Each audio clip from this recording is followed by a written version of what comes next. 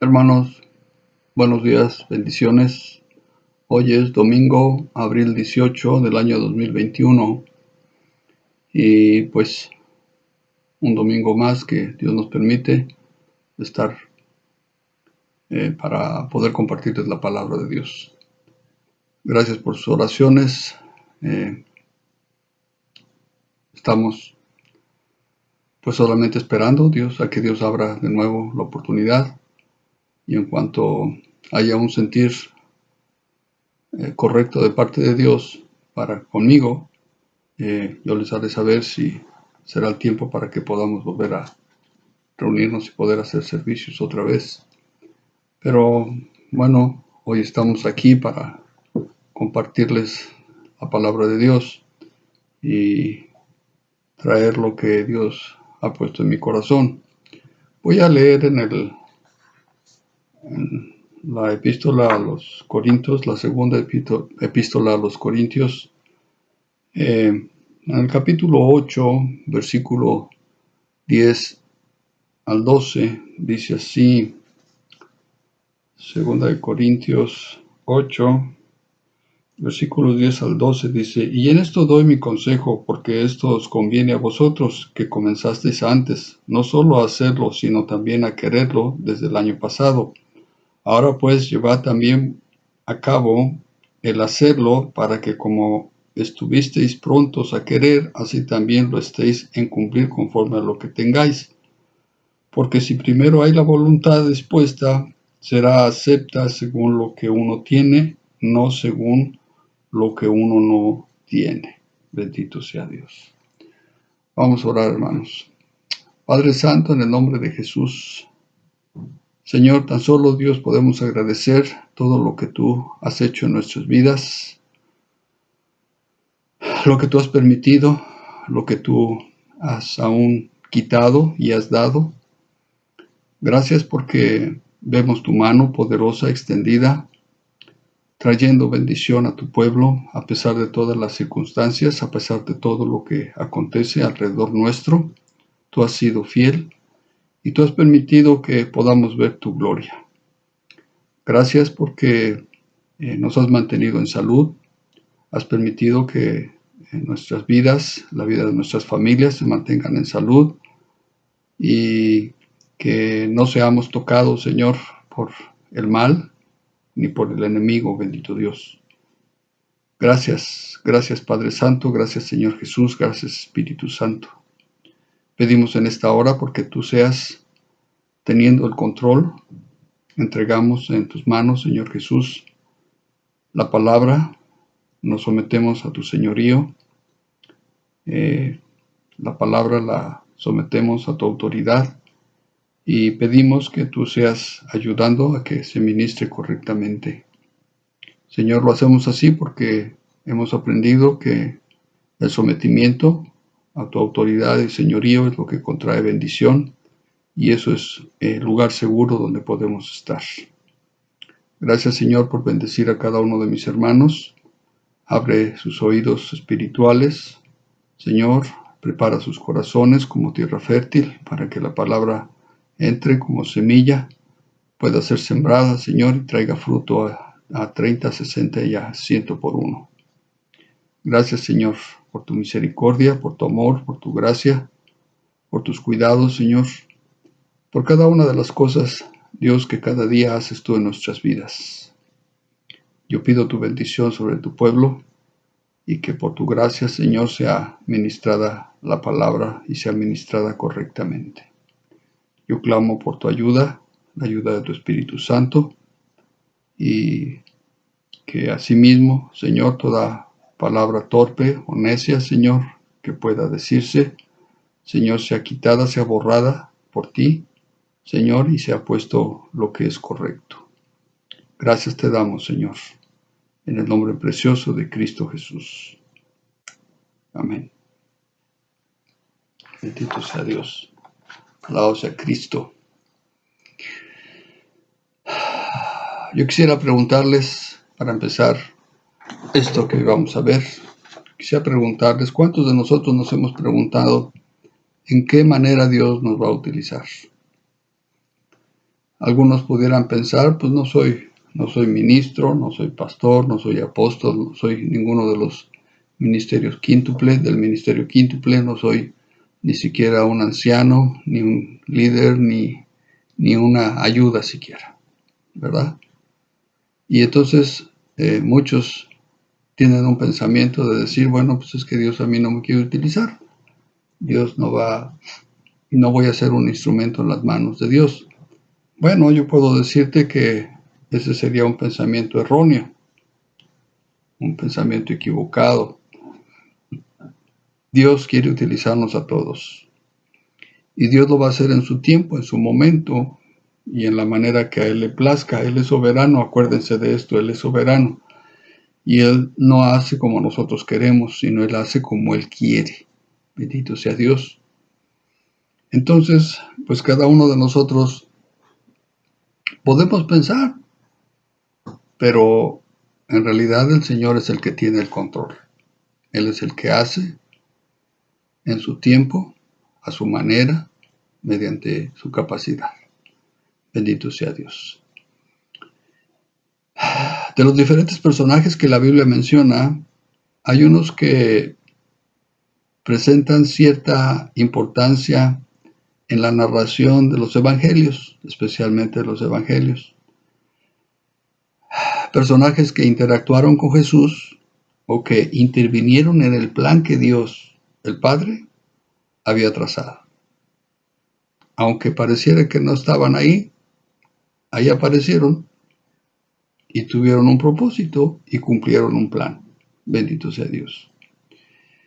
Bueno, dentro de todos estos personajes, y ahorita pues yo estoy mencionando solamente lo que corresponde a los evangelios, pero pues en toda la Biblia podemos verlo así.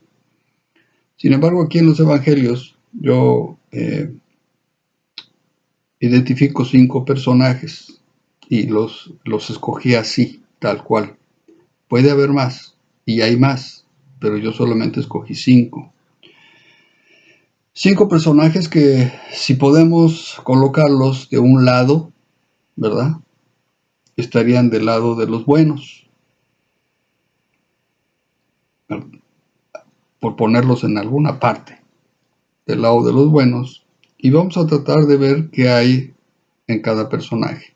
¿Qué enseñanza Dios nos da en cada uno de estos 5 personajes? Cada uno de estos personajes tuvo un plan y propósito en la vida de Jesús. Yo sé que el asunto debe ser cristocéntrico. Debemos centrarnos en Cristo. Pero podemos ver que alrededor de Él la gente cumplió propósitos y planes, ¿verdad? ¿Cómo podríamos nosotros entonces pensar que Dios no tiene un plan para nosotros también?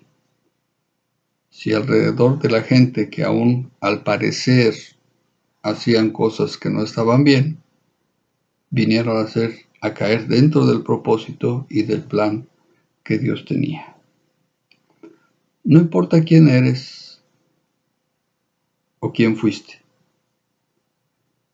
No importa si tienes una responsabilidad en la iglesia o no. Lo verdaderamente importante es que Dios te ve y te considera dentro de todo este plan. En aquel entonces, cuando Jesús estuvo en esta tierra y todo lo que ustedes saben de que se habla en los evangelios, bueno, la gente alrededor de Jesús, mucha de ella cumplió ese propósito de parte de Dios. Y pues yo no creo que este tiempo sea diferente. Lo único es que Jesús físicamente no se encuentra aquí. Pero Dios siempre tiene un plan. Dios siempre está tratando de hacer algo para cumplir el plan, perdón, y el propósito que Él ha tenido desde un principio. Bendito sea Dios. Muy bien, entonces son 5 personajes que yo te voy a mencionar y pues yo sé que tú los conoces, tú los has escuchado de ellos y has leído de ellos acerca de ellos en los evangelios. pero yo quiero presentártelos en una manera en que cómo fue que Dios utilizó a esos personajes. Muy bien. El primero de ellos es Barrabás.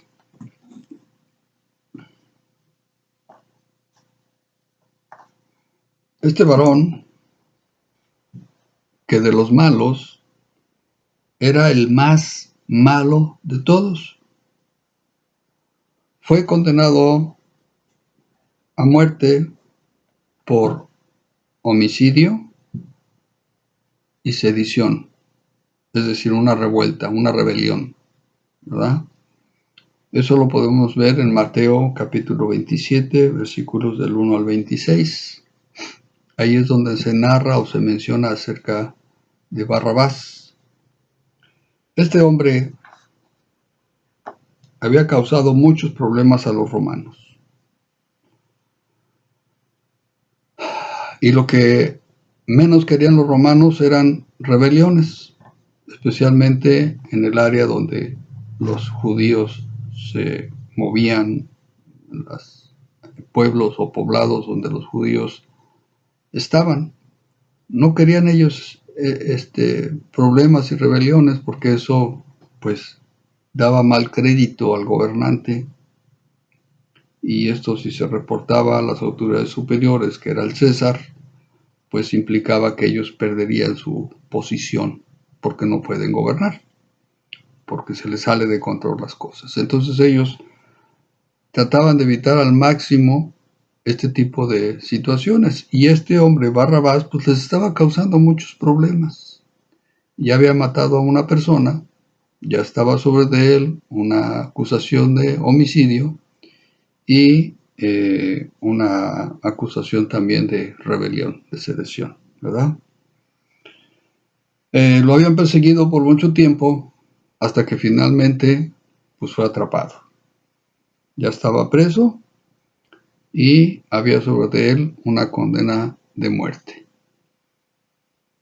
Eso es lo que se espera para todos los maleantes, ¿verdad? Los malhechores. Que un día los atrapen y pues tengan el castigo que merecen. En aquel entonces, pues el castigo por parte del gobierno romano, pues era pues aniquilarlos, era matarlos, deshacerse de ellos para que no hubiera mayor problema. Pues para él no había escapatoria. Este rufián seguramente en su mente sabía que ya no había salida, que no había manera de que él se librara de esto. Es decir, sus días estaban contados. A lo mejor podríamos decir que ni un milagro lo salvaría de esa situación. Pero también al parecer, pues a él no le importaba. Era tan malo, que qué le importaba morir por sus delitos.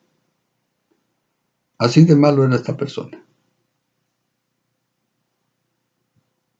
Yo no sé si en este tiempo pudiéramos pensar en algún personaje que pudiera tener esas cualidades. Pero en aquel entonces, pues este hombre era el peor de los peores. Es capturado, es puesto en prisión, y para este tiempo Jesús estaba siendo solicitado por los judíos para que fuera crucificado. Es llevado con Poncio Pilato, después de que los judíos lo apresan. Es llevado con Poncio Pilato porque pues para los judíos dicen a nosotros no nos es permitido matar, pero podemos entregarlo a las autoridades que sí tienen en sus leyes el matar a un preso, como es Barrabás, ¿verdad? Entonces estaba siendo solicitado por los judíos delante de Poncio Pilato para que fuera crucificado, para que fuera muerto, simplemente.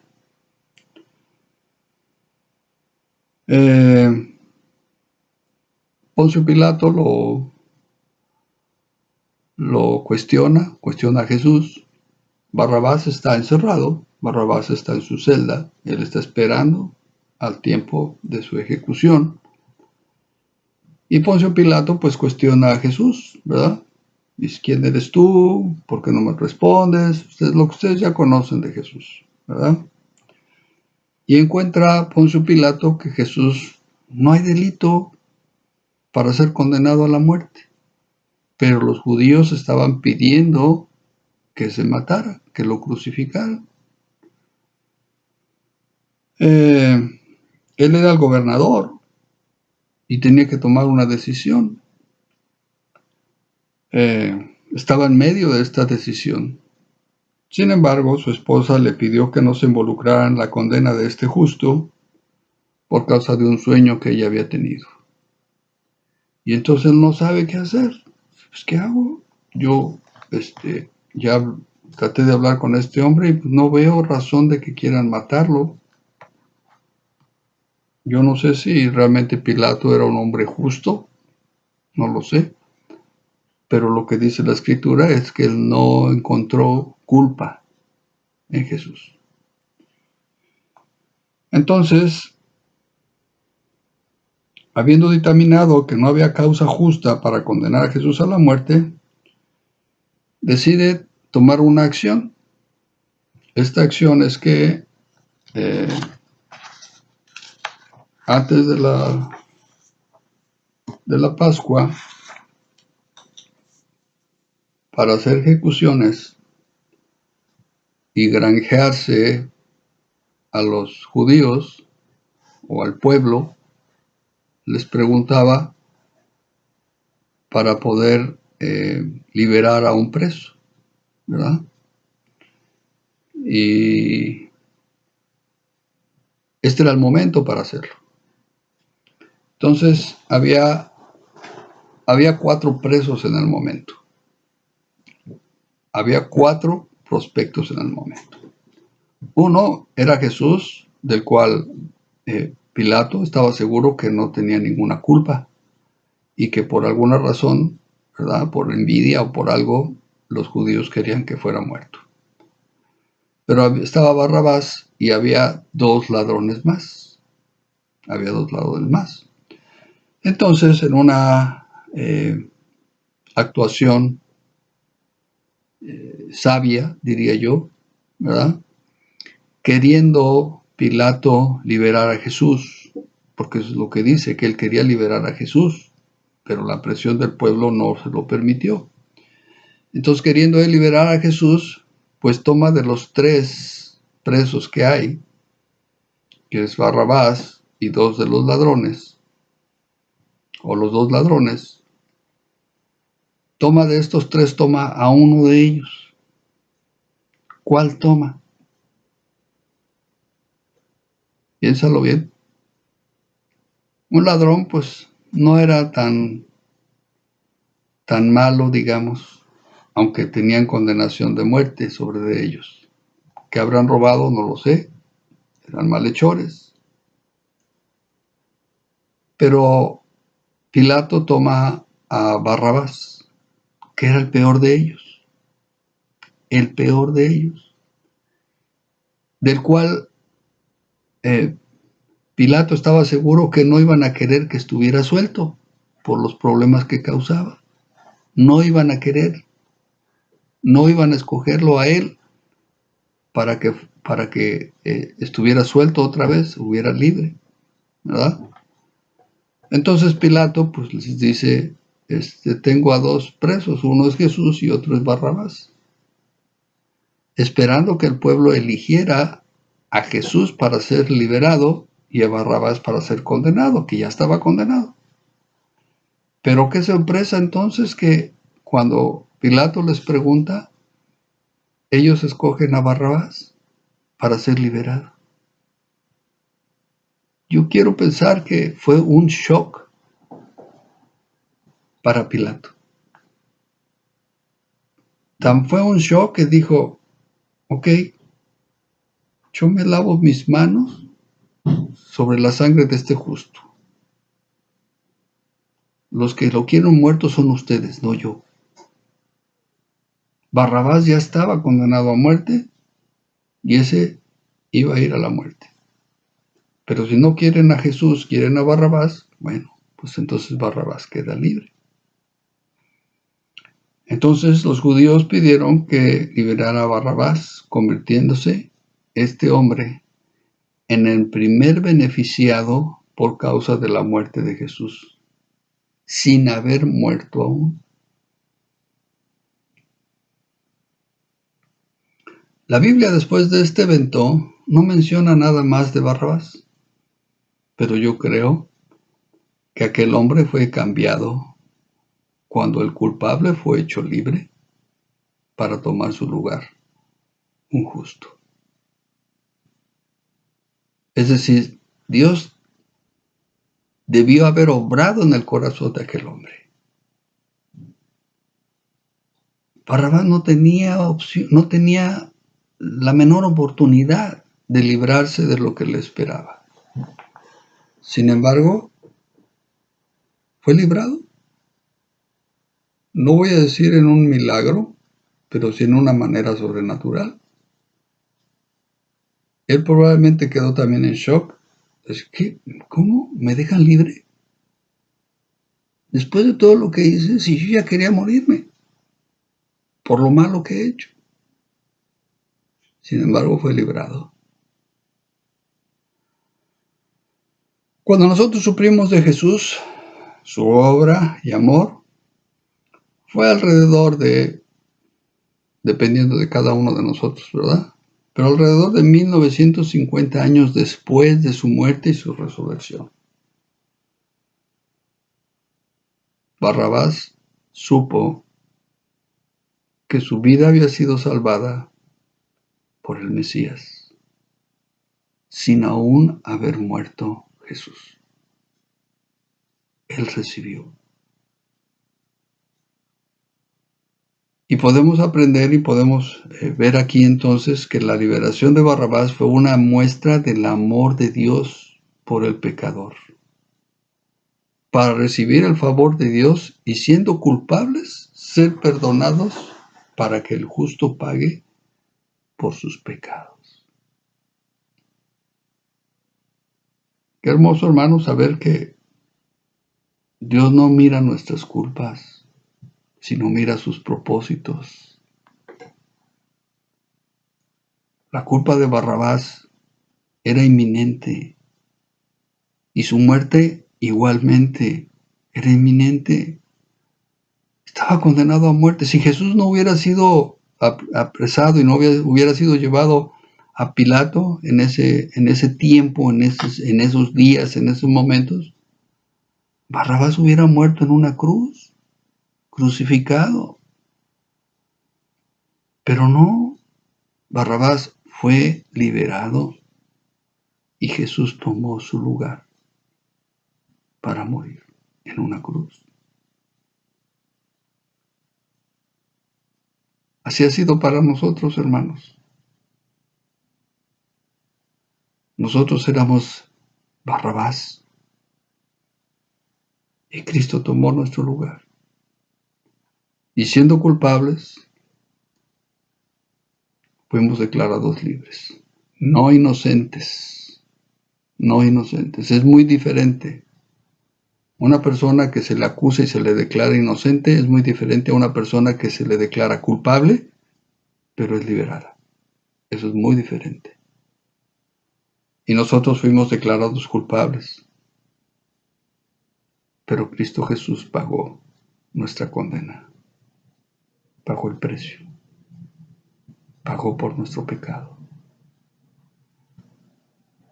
Yo quiero pensar que Barrabás, cuando salió de ese lugar, fue un hombre transformado.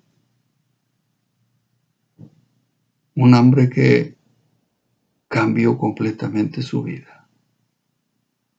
Y yo quiero creer que fue así, hermanos, porque ya no se vuelve a mencionar de Barrabás, por lo menos en las situaciones de conflicto que provocaba en el pueblo.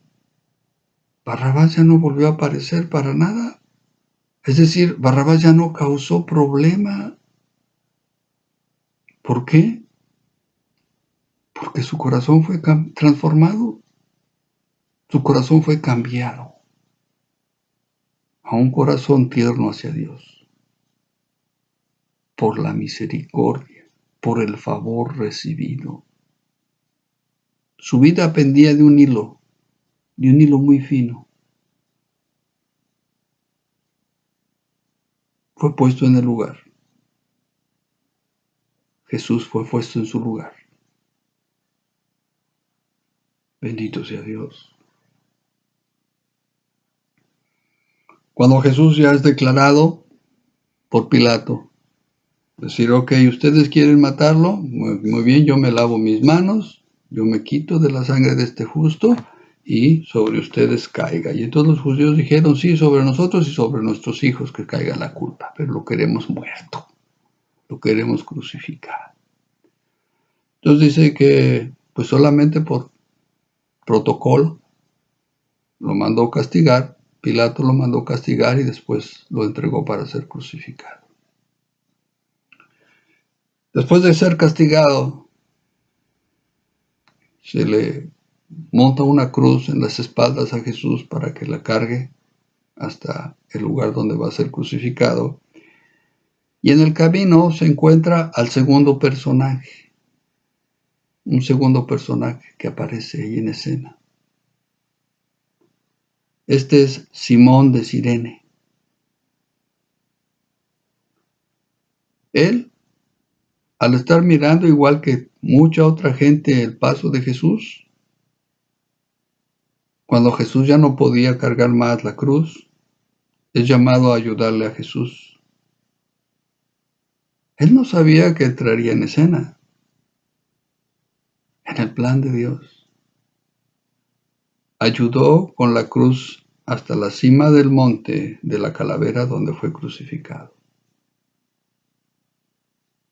Ambos. Yo no sé si Jesús aún recargándose en él, junto con la cruz, subieron hasta la cima de ese monte de la calavera, donde esa cruz fue montada y posteriormente Jesús fue subido en esa cruz. Aquel hombre, Simón de Cirene, experimentó el peso, esfuerzo y trabajo que fue cargar aquella cruz. Una pequeña parte del sufrimiento de Jesús por cumplir la obra redentora. Yo no creo que exista alguien que pueda decir cuán grande fue el sufrimiento total de Jesús, que pueda describirlo en su totalidad, porque sabemos que Jesús sufrió en la parte física, en la parte de su alma y aún en la parte de su espíritu. Las tres áreas de su ser fueron atormentadas, fueron castigadas tremendamente. Y no creo que haya un hombre en esta tierra que pueda describir ese sufrimiento en su alma. Solo el Padre sabe por cuánto pasó Jesús, porque esto tendría que agradar al Padre y cumplir con la ley de los mandamientos expresados en ordenanzas. ¿Cuál era esto? La paga del pecado es muerte. La paga del pecado es muerte. El Calvario de Jesús fue algo tremendo, muy doloroso. Y este hombre, Simón de Cirene,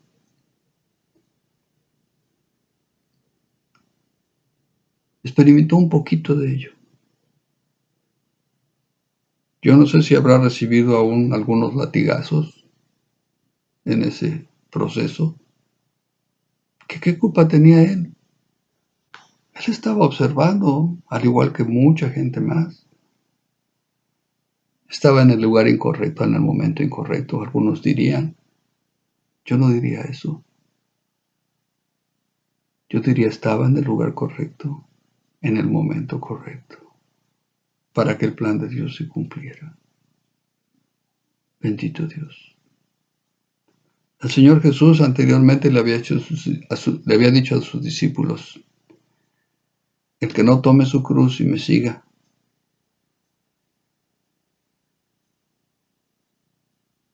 Simón de Cirene, es muy probable que en ese momento tomó su cruz y siguió al Señor Jesús.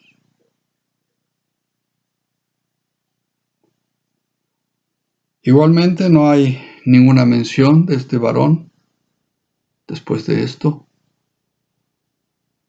pero yo creo que también su corazón fue transformado. En ese pequeño proceso, porque Simón de Cirene no pasó por todo el proceso del Calvario, como lo hizo nuestro Señor Jesús, pero en ese pequeño lapso de tiempo donde Él toma la cruz y lleva la cruz a cuestas hasta la cima de aquel monte de la calavera, Él experimentó un sufrimiento. Yo te diría, hermano, en nuestro caminar con Cristo Jesús, ¿has sufrido? ¿Te ha tocado sufrir algo? Yo creo que sí, pero es una parte muy pequeña, muy, muy pequeña. El apóstol Pablo dice que él sufrió la parte de los sufrimientos que hacían falta, de los sufrimientos de Jesús. Yo no sé si realmente hubiera habido algo que faltara para que Jesús cumpliera, pero sabemos que Jesús llegó hasta el final, que cumplió a cabalidad lo que la ley requería. Simón de Cirene, solamente un lapso de tiempo pequeño, y le fue suficiente. Bendito sea Dios. El tercero de los personajes es uno de los malhechores, uno de los ladrones, derecha o izquierda, no lo sé. Porque estos dos ladrones fueron crucificados a los lados de Jesús, uno a la derecha y uno a la izquierda, y Jesús estaba en medio, ¿verdad? Y cuando están ahí,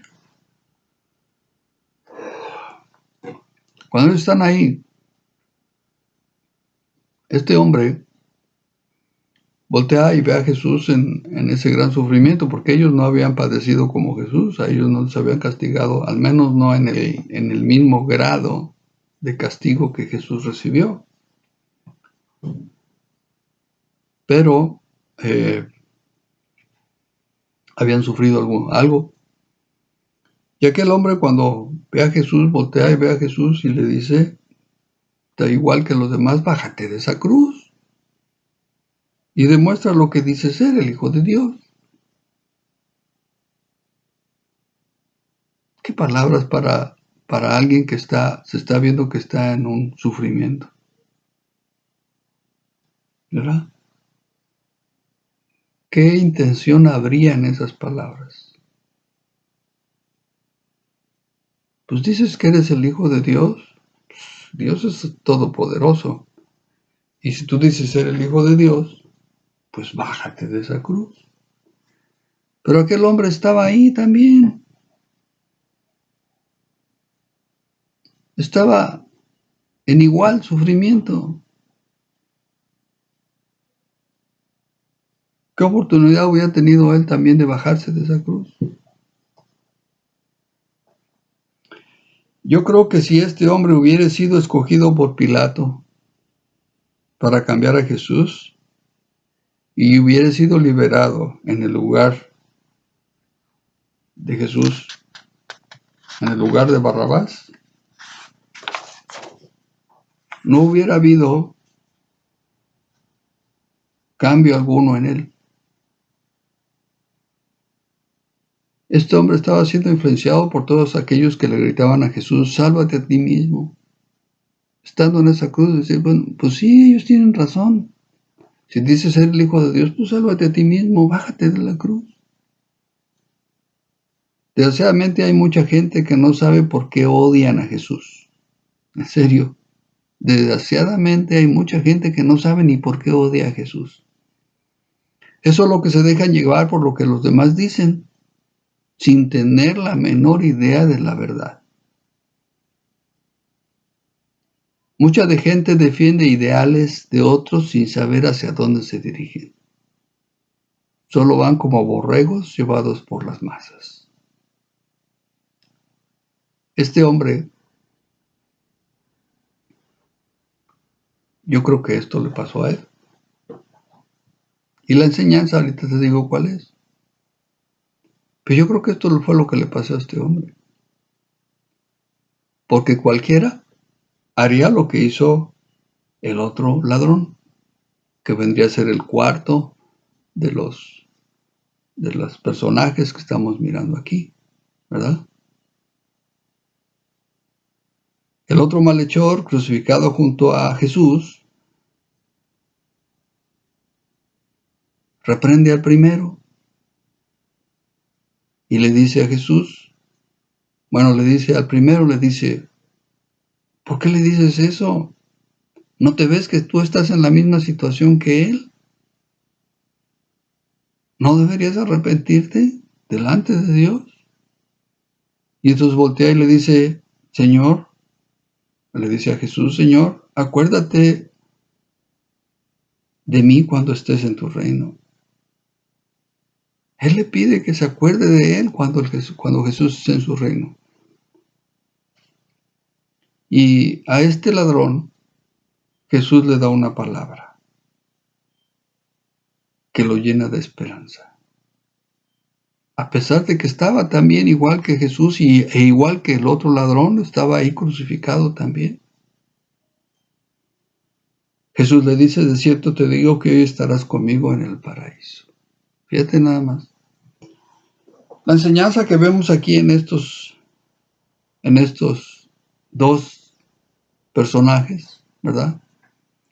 Es que uno, pues aún viendo la situación que está difícil, no se arrepiente. Más al contrario, reta a Jesús. Y el otro viendo la misma circunstancia, la misma situación, se arrepiente y le dice, Señor, sé que soy malo, sé que hice mal. Lo que estamos recibiendo fue por los males que hice. Este castigo que estoy recibiendo es por todos los males que hice. Pero cuando, Señor, estés en tu reino, acuérdate de mí. Este hombre recibió el perdón de Dios. ¿Qué es lo que podemos ver en esto? Bueno, uno de ellos, por no arrepentirse, pues va al infierno y el otro se va al paraíso con Jesús. Eso es lo que está enseñando la Escritura. Aunque no dice qué le pasó al otro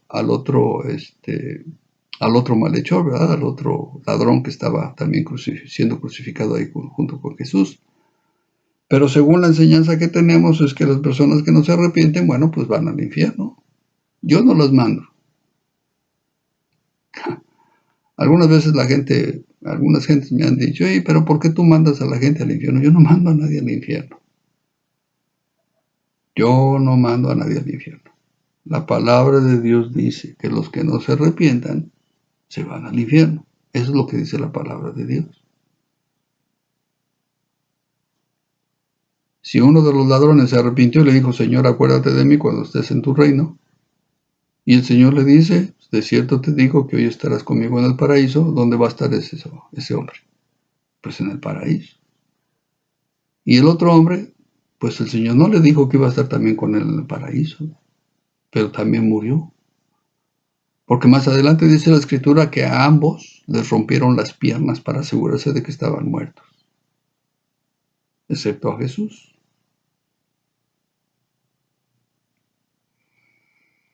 El arrepentimiento es importante para poder recibir de la misericordia de Dios. Sin importar lo que hayamos hecho, Dios es capaz de perdonar al peor de los malhechores. si hay un verdadero y genuino arrepentimiento. Esa es la enseñanza que tenemos en estos dos hombres. Y no se espera que la persona se arrepienta y tenga un caminar extenso de bondad y de no sé qué de tanta santidad. No. Aquel hombre estaba en la cruz, en ese mismo momento estaban muriendo y Jesús le dijo, hoy mismo estarás conmigo en el paraíso. Ese hombre no tuvo tiempo de santificarse, vamos a ponerlo así, pero iba a estar en el paraíso con Jesús. Y el otro tuvo tiempo de arrepentirse, pero no lo hizo, no se arrepintió. Su destino fue diferente.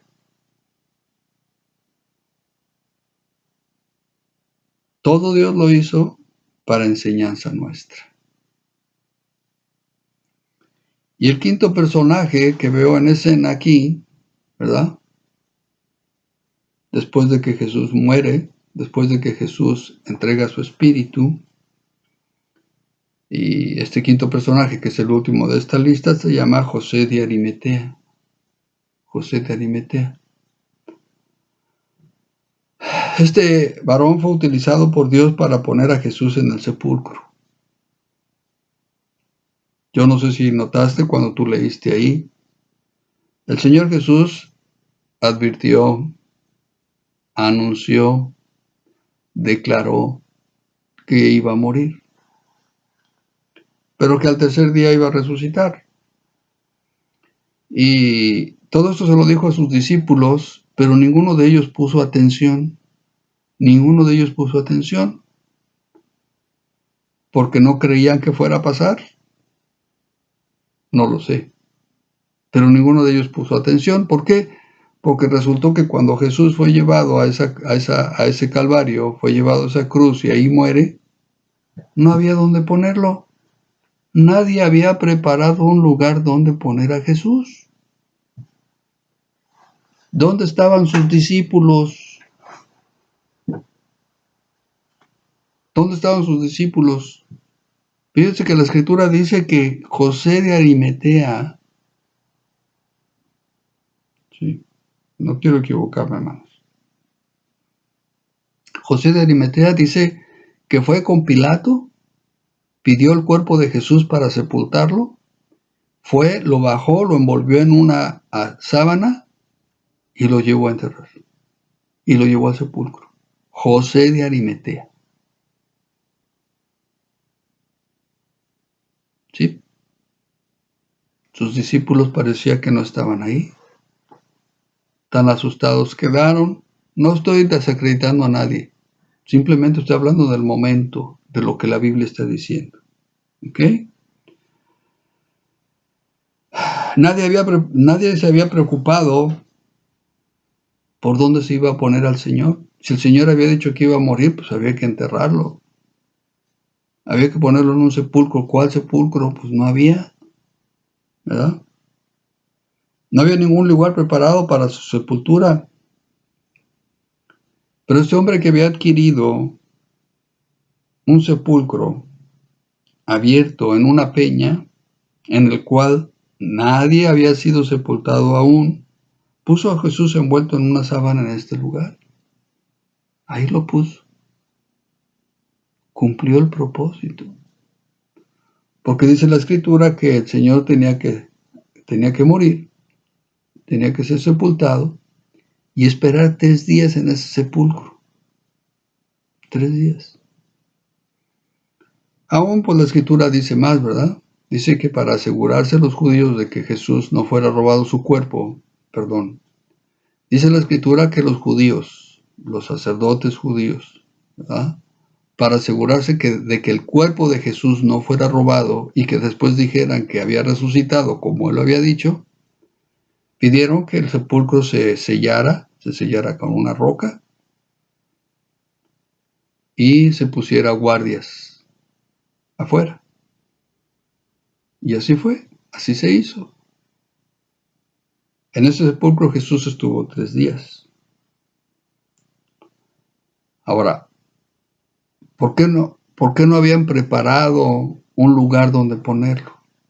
Miren, María había vertido un perfume muy caro en Jesús. Y cuando los discípulos le reclamaron, dijo Jesús, dejadla, porque ella está ungiendo mi cuerpo para la sepultura.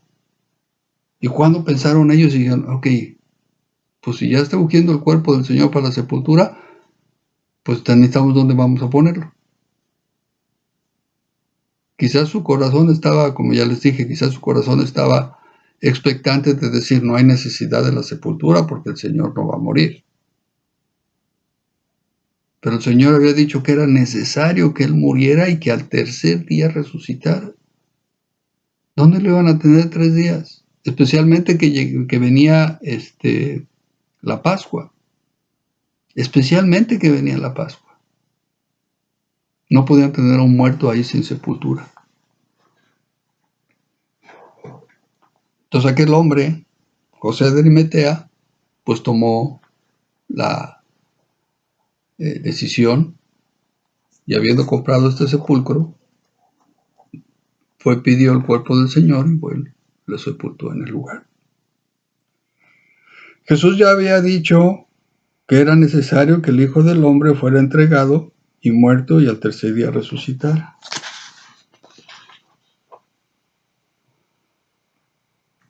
Todos sus seguidores, desde su captura, habían escuchado lo que Jesús había dicho. Y todo apuntaba que el Maestro moriría, según la Escritura y lo profetizado también de acuerdo a las palabras de Jesús, pero nadie se preocupó de ello.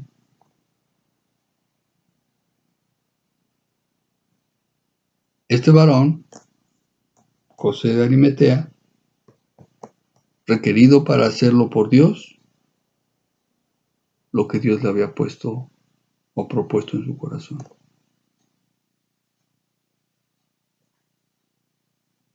Este hombre había comprado ese lugar para la sepultura, a lo mejor pensó que para él. No, eso está muy bueno para cuando yo me muera, pues aquí que me entierren. Él nunca pensó que Dios iba a utilizar aquello que él estaba adquiriendo para el propósito de Dios. Yo creo que ninguno de esos personajes, de estos 5 personajes, al menos estos 5 personajes que vemos aquí, pensaron que estaban dentro del propósito y plan de Dios. José de Arimatea no era discípulo de Jesús, no era apóstol de Jesús, no fue llamado como apóstol de Jesús. Pero fue el que lo llevó a la sepultura. Fue el que lo sepultó.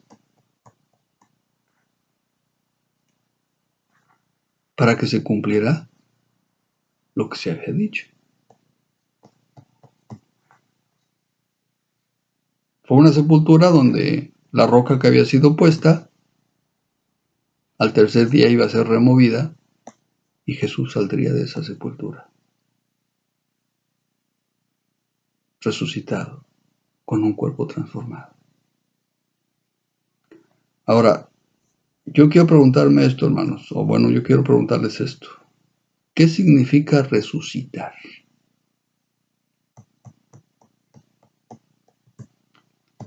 Porque hay algunas doctrinas, hay algunas enseñanzas que dicen que Jesús se levantó de la tumba, pero no con un cuerpo físico, sino con un cuerpo espiritual. Bueno, yo digo esto, y si me equivoco, bueno, había que buscar si estoy bien o estoy mal. Pero resucitar significa volver a vivir. Y si me dicen que una persona muere, pero resucita solamente espiritualmente, entonces no es resucitar. No es resucitar. Jesús se levantó de esa tumba físicamente porque su cuerpo resucitó. Con un cuerpo transformado, sí, es verdad. Un cuerpo glorificado, sí, cierto, pero físico. Y hermanos, la Escritura dice que un día nosotros también tendremos ese cuerpo. La Escritura dice, hermanos, que quizás no todos dormiremos, pero todos seremos transformados. Bendito sea Dios. Bien, pues son 5 personajes.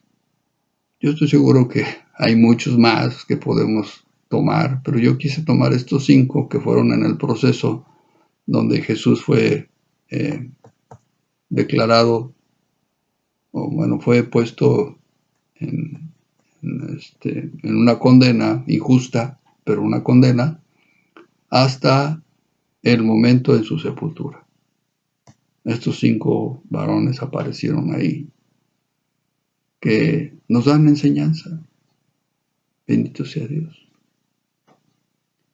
Y yo creo que nosotros como cristianos hemos pasado o debemos pasar por muerte, sepultura y resurrección.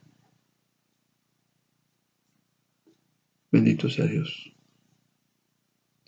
Estoy hablando en una situación espiritual y muy fuertemente en una situación de nuestra alma. En nuestra alma necesitamos morir a muchas cosas. Muchas cosas de nuestra alma tienen que ser sepultadas, pero también tiene que haber una resurrección de vida. Bendito sea Dios. Les amamos en Cristo, les extrañamos y pues seguimos orando para que el tiempo de Dios se dé y que cada uno de nosotros verdaderamente cumplamos con el propósito que Dios tiene para nuestras vidas y para la vida de nuestros hermanos, los que están a nuestro alrededor, especialmente para el propósito de Dios, lo que Él quiera cumplir en nuestras vidas. Amén. Bendito sea Cristo. Muy bien, les mandamos un saludo de parte de mi familia, un saludo de parte mía y esperando que pronto Dios abra la oportunidad para que pues podamos volver a reunirnos. Dios les bendiga, hermanos. Shalom.